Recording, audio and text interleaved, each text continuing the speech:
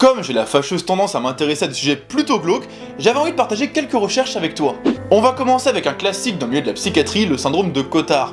Les personnes atteintes de cette maladie se sentent immortelles pour la simple et bonne raison qu'elles sont convaincues d'être déjà mortes et de ne plus exister. Un malade peut très bien déclarer que son cœur s'est arrêté de battre il y a plusieurs années, que ses organes sont en pleine décomposition, ou encore que l'autre nuit, un inconnu est venu lui voler ses poumons. Cette maladie peut prêter à sourire, mais a une origine particulièrement triste. Le syndrome de Cotard est en quelque sorte une dépression poussée à l'extrême. La personne, à force de se sentir délaissée, inutile et inexistant aux yeux du reste de la société, va arriver à un point où elle se met à nier sa propre existence. Les patients atteints de cette maladie ne ressentent plus aucun sentiment de familiarité en se regardant dans le miroir. Et dans les cas les plus extrêmes, elles ne voient même plus leur propre reflet dans le miroir. C'est un peu difficile à comprendre comme mécanisme, car oui, les yeux du malade voient bel et bien le reflet, mais c'est leur cerveau atteint de la maladie qui va choisir de l'ignorer. Un peu comme toi, chaque jour, ton cerveau décide d'ignorer ton nez alors que tes yeux le voient bel et bien. Pour continuer, je vais te parler du syndrome d'Alice au Pays des Merveilles. Le nom de cette maladie fait ouvertement référence au livre de Lewis Carroll. C'est un trouble neurologique qui modifie la perception de l'espace, du temps et de soi-même, et qui est dû à de très fortes migraines. Des objets ou des personnes peuvent apparaître aux malades beaucoup plus grandes ou beaucoup plus petites que la réalité. Par exemple, un chat peut paraître aussi gros qu'un tigre. Lewis Carroll était atteint de cette maladie avec des phases où il voyait ses membres s'allonger ou carrément disparaître. La légende raconte donc qu'il s'est inspiré de sa propre maladie pour écrire son livre Alice au Pays des Merveilles.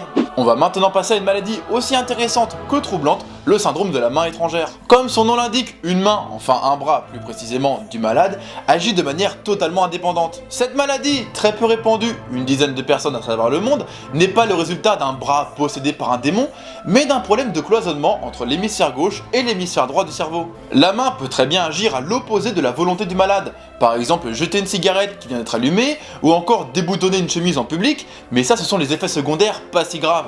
La main peut aussi se mettre à toucher un four bouillant, mettre des coups de volant en conduisant, frapper un inconnu ou encore s'étrangler soi-même. En résumé, une maladie bien glauque.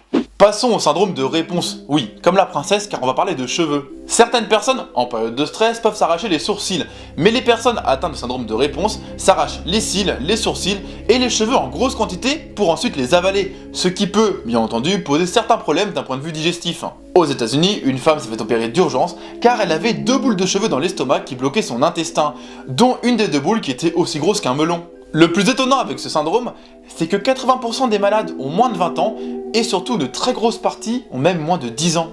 On va passer à une maladie très particulière, la plus perturbante de la vidéo je pense, c'est l'autophagie. Pour faire simple, le malade devient incontrôlable avec des pulsions qui le poussent à consommer sa propre chair, à mordre et à mâcher ses propres doigts par exemple. Tu comprends pourquoi je mets pas d'image d'illustration. Le plus inquiétant avec cette forme d'auto-cannibalisme, c'est que le patient, après avoir consommé sa propre chair, ne ressent en général aucun sentiment de culpabilité ou de regret. Bien entendu, l'espérance de vie n'est pas très élevée car les malades s'exposent à une multitude d'infections.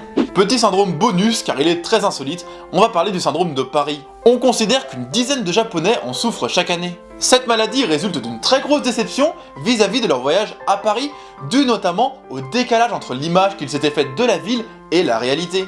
Un peu comme nous en France, on a une certaine tendance à idolâtrer les villes américaines à force de les voir dans les films hollywoodiens. En tout cas, cette maladie est très sérieuse car la personne atteinte tombe en dépression et peut même souffrir de vertiges et d'hallucinations. Cette chronique est terminée, même si elle n'est pas forcément très joyeuse. J'espère t'avoir appris quelques trucs. Si tu as déjà entendu parler de Trump et des Simpsons, je te renvoie vers ma vidéo sur Trump. Bon allez, à la prochaine. S'il y a bien un sujet qui inonde totalement les réseaux sociaux en ce moment, c'est l'élection surprise de Trump. Les médias se régalent à nous pondre 42 articles par jour, et dans cette masse de surinformation, on peut apercevoir quelques références aux Simpsons. Chaque média nous a confectionné au moins un article dessus, avec écrit en gros « Les Simpsons ont prédit l'élection de Trump il y a plus de 15 ans ». Et derrière ce titre putaclic, un peu comme celui de cette vidéo d'ailleurs, se cache un petit malentendu. Et entre les images tirées des dessins animés et les interprétations des résistants aux Illuminati, je vais tenter de démêler le vrai du faux et te fournir une analyse globale et objective de la situation.